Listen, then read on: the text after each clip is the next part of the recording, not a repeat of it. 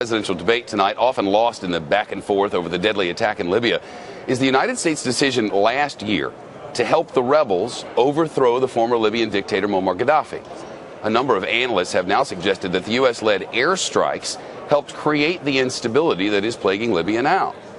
And joining us is our senior judicial analyst, Judge Andrew Napolitano. Judge, I remember this time last year on this program we called Libya the not war, because it kind of was the war that was not a war, that we weren't going to do anything, that war, and then every day it seemed there was a little bit more going on in the not war, and finally it was actually a war and we were actually doing things, and now it appears it's biting them on the butt.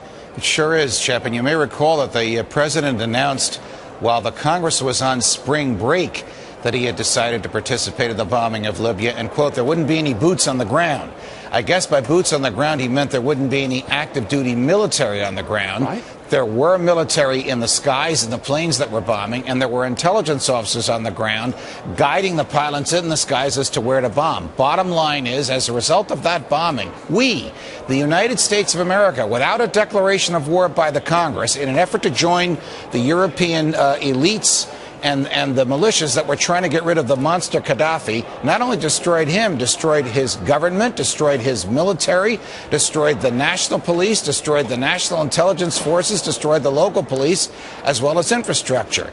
Is it any wonder, some of us have argued, Shep, that the so-called rule of law in Libya is now the rule of roving gangs of militias, at least one of which killed our ambassador and his likely intelligence agency colleagues? This sounds like the blame America sort of policy that I don't know, that you don't normally want hung on your own neck.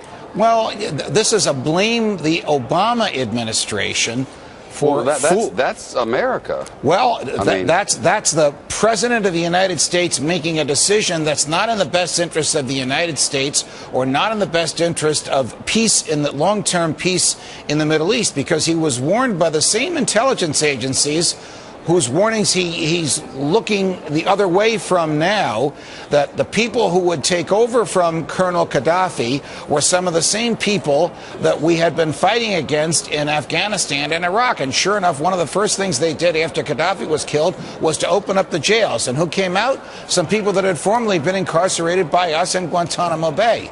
So this is a mess that the president has created that, unfortunately for him, 2 weeks from Election Day, seems to be getting worse the more we learn about it.